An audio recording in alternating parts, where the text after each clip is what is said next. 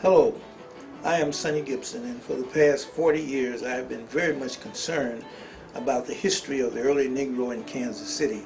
So to date, I have not been able to come across any relevant information that gives you this history.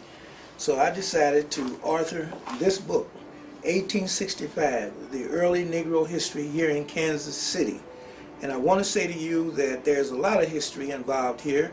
You have 2 or 3 millionaires. You had a group of Negro, had a syndicate that built the Booker T. Washington Hotel brand new from the ground. You had one of the first hospitals here in Kansas City, the Joseph Lang Hospital at 1227 Michigan. And this is all early in the beginning of this city. You had many dignitaries that always visited Kansas City, such as Lena Horne, Joe Louis, Bill Bojangle, Robinson. They frequent Kansas City a lot because of the early jazz that was developed.